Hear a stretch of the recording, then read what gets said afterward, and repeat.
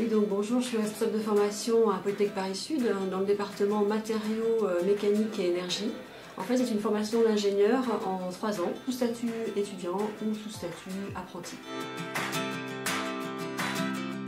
Alors notre rôle en tant que responsable de formation, c'est de coordonner une équipe d'enseignants qui vont donc faire au mieux pour former nos élèves pendant 3 ans. Mais aussi le rôle, c'est bien évidemment de définir les maquettes de formation, c'est-à-dire en rapport avec les besoins industriels du moment, construire des programmes de formation adaptés. Alors, le responsable de formation est lui-même tuteur d'apprentis. Au cours des 3 années de formation, il va être le responsable de plusieurs apprentis, histoire de veiller en fait à la montée en compétence de ces apprentis lors de leur formation d'entreprise. Donc, nous nous intéressons à former des ingénieurs en mécanique des matériaux, essentiellement prévoir le comportement des matériaux en service. Ça peut être aussi des éventuelles défaillances de ces matériaux.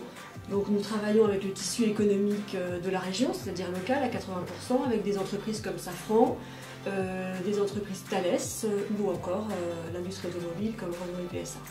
En termes d'insertion professionnelle, les apprentis notamment se placent très bien puisque 97% d'entre eux, au bout de 6 mois, sont en poste. Pourquoi? Parce qu'au sein de leur formation, ils ont déjà une prise de contact avec l'entreprise et donc ils sont très bien formés pour l'insertion professionnelle.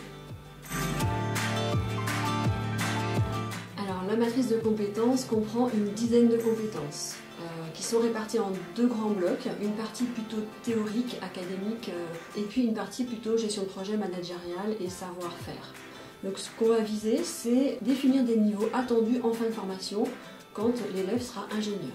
Et au cours de la formation, donc notamment le tuteur va veiller à ce que l'élève évolue dans ses compétences en entreprise, mais aussi grâce aux cours qu'il va suivre au sein de l'école pour arriver à la cible attendue en fin de formation. Donc, outre les compétences techniques, nous insistons sur 2 notions peu développées dans d'autres écoles d'ingénieurs. La première, c'est le savoir-être et la deuxième, c'est la gestion de projet. Donc le savoir-être, nous allons encourager nos élèves à avoir un comportement citoyen. Ça peut être de la représentation de leur école d'ingénieur sur un salon de poursuite d'études.